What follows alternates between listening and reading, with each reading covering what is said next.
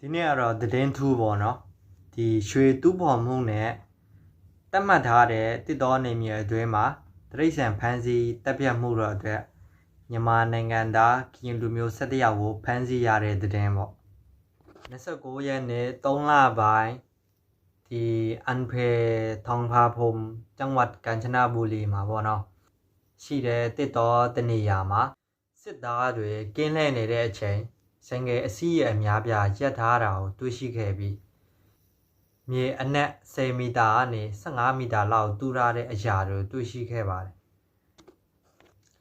အဲ့ဒီနောက်မှာတရားမဝင်ရွှေတူးဖော်ရေးလုပ်နေတဲ့ဒီမြန်မာနိုင်ငံသားကရင်လူမျိုးတွေကိုပေါ့နော်အယောက်20ကသူတို့တွေ့ရှိခဲ့ပြီးတော့သူတို့ဝင်ဖမ်းတဲ့အခါမှာ17ယောက်လောက်ဖမ်းမိတယ်လို့သိရတယ်ပေါ့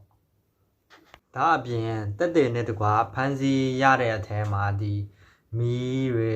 စကားတွေG45တောက်ပါတယ်တနတ်တွေဒီတရိษံတွေရဲ့အကျွင်းကြံတွေသိတယ်မလားအဲ့ဒါတွေကြောင့်ဒီထိန်းထားတဲ့တစ်တော်နေမြေအတွင်းမှာတရိษံဒီပြစ်ခတ်တက်ဖြတ်မှုတော့အတွက်ပေါ့သူတို့နောက်တမှုတိုးတော့ပြန်တယ်တန်ရာရှိသူအယောက်20ထဲမှာအကုန်လုံးက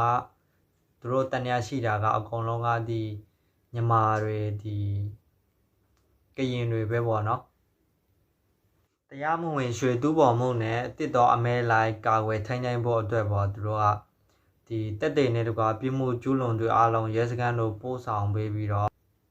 တရားဥပဒေအတိုင်းသူတို့ဆောင်ရွက်သွားမယ်လို့ပြောတာပါတယ်